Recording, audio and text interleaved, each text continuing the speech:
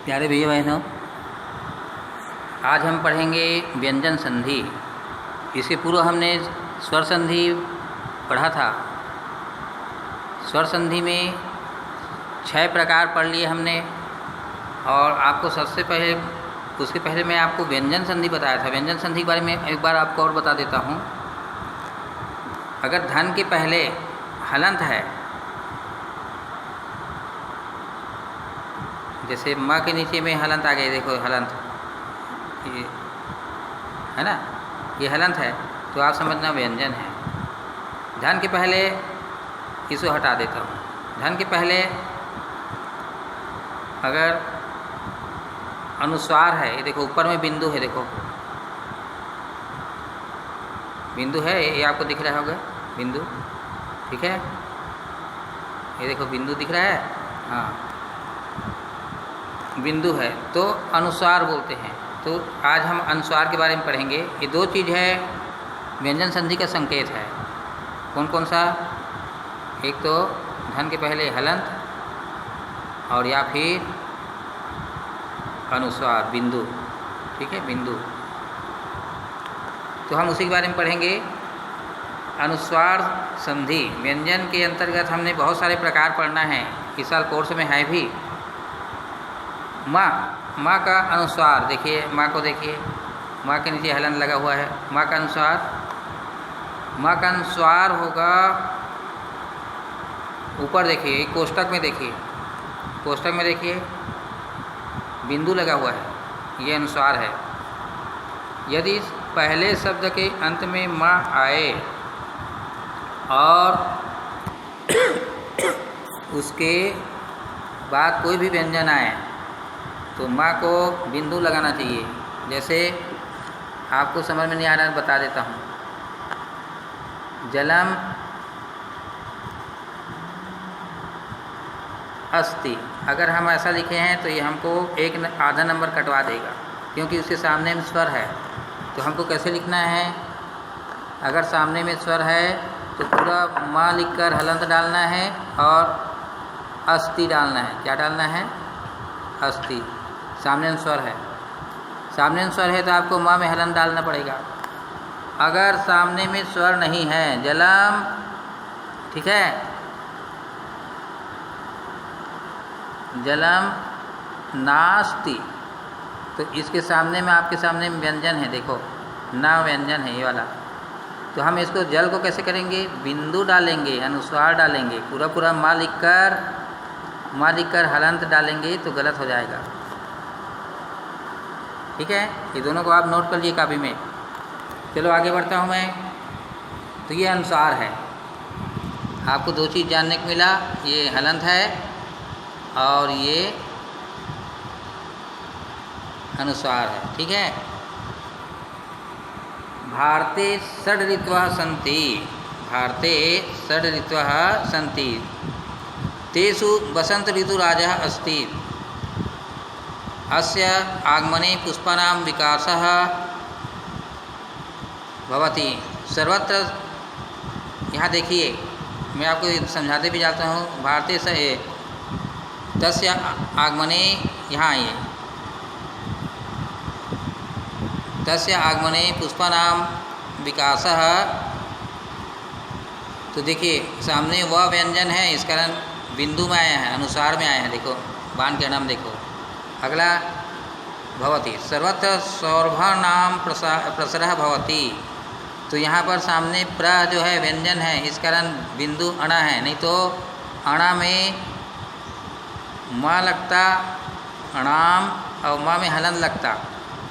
अगर स्वर होता तो प्रा की जगह आ ई उ ए होता तो वहाँ पर स्वर लगता, तो माँ में हलंत आता, ठीक है। ये चीज़ आपको ध्यान में रखना।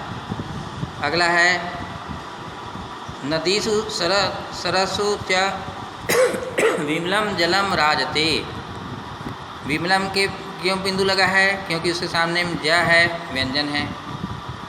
जलम में पूरा माँ में हलंत क्यों नहीं लिखा है? क्योंकि उसके सामने स्वर नहीं है, र है जो व्यंजन है। आप देख रहे हो, रखो, देख लिए, ठीक। अगला पुष्पानाम उपरि भ्रमराः गुंजन्ति, पीकः कूजति। पक्षी नाम कुजनम सुखदम भवती, यहाँ पर देख लीजिए पक्षी नाम बिंदु लगा है, अनुसार लगा है, क्यों? का जो है व्यंजन है। सुखदम में भवती, सुखदम भवती लिखा है तो द में अनुसार है, ऐसा क्यों हुआ? क्योंकि सामने भ है, वो व्यंजन है।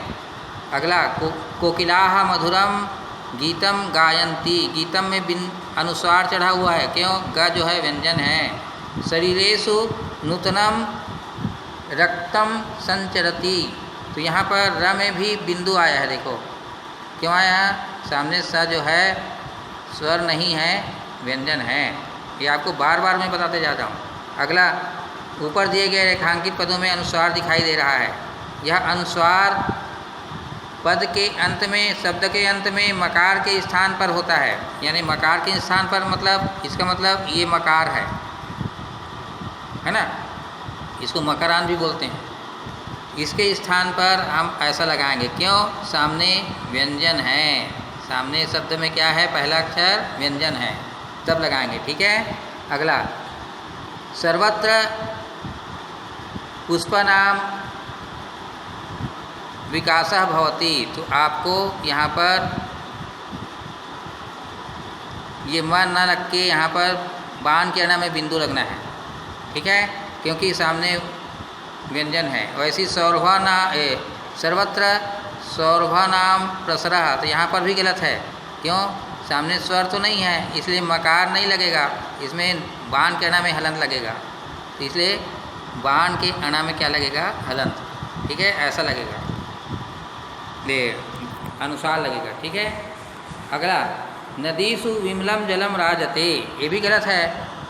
नदीसु विमलम जलम राजते, विमलम में देखो और जलम में पूरा मकार लगा है, माँ में हलंत लगा है, ये गलत है, क्यों? सामने ज जो है व्यंजन है, तो क्या होना चाहिए? लम के ऊपर अनुसार चढ़ना चाहिए और मकार हट जाना चाहिए। वैसे जलम राजते, देखो ये माँ हट जाना चाहिए और उसकी जगह जलम में ला में आपको बिंदु लगना चाहिए, अनुसार लगना चाहिए, तब वो सही होगा, नहीं तो आपका वाक्य गलत हो जाएगा। अगला पक्षी नाम कुजनम सुखदम भवती, ठीक वही गलती यहाँ पर भी किए हैं, यहाँ पर भी गलती किए हैं। यहाँ पर न में बिंदु आएगा, यहाँ पर द में बिंदु आएगा, ठीक है, तब होगा। कोकिलाः मधुर गीतम गायंती, ग जो व्यंजन है तो इसके अनुसार मकार रहना चाहिए कि नहीं रहना चाहिए? मकार डालेंगे तो गलत होगा, फिर क्या होगा? गीतम के त में बिंदु डालकर छोड़ देंगे। अगला शरीरेषु नूतनम रक्तम संचरति, तो यहाँ पर भी वही है, हमने स को देखा तो माँ मकार को हटाकर रता में बिंदु डालेंगे। र को देखा सामने वाले शब्द में, र में देखिए र, तो यहाँ पर मकार को हटाएंगे, क्योंकि स्वर होता तब रखते, नहीं तो हम नूतन के अंतिम न में बिंदु डालेंगे, ऐसा, ठीक है। देखो अगला क्रमशः इसी प्रकार होंगे।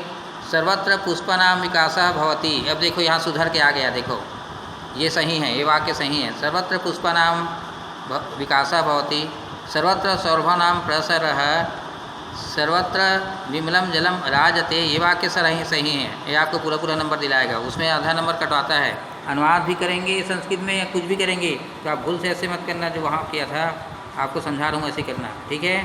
पक्षी नाम कुजनम सुखदम भवति, अब देखिए ये जो कुजनम और सुखदम ये दोनों सही हैं, ठीक है। अगला कोकिलाः मधुरम गीतम गायंती, तो ये भी वाक्य, ये जो शब्द लगा है ये दोनों सही हैं, राइट है ना। अगला शरीरेषु नूतन रक्तम संचरति, ये भी सही है। ये अनुस्वार पदांत मकार कब अनुस्वार होता है? अनुस्वार कब होता है? जब, ये देखो अनुस्वार यानी ऊपर बिंदु कब लगता है, तो यहाँ पर स्पष्ट दिया है, जब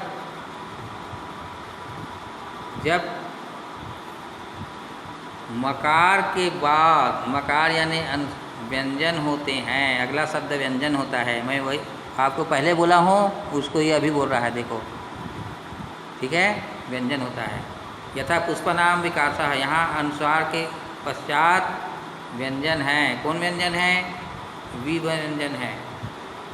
अतः म के स्थान पर बिंदु हुआ, यह अनुस्वार संधि है। अगर मान लें वहाँ पर स्वर होता, आ, आ, इ, उ, जो भी होता स्वर होता, तो हाँ पूरा मकार लिख के हलंत डालना पड़ता है, ये ध्यान रखना। तो ये हुआ। अब ये परस्वर्ण संधि, इसके बारे में कल पढ़ूँगा, कल पढ़ेंगे। आज के लिए इतना ही।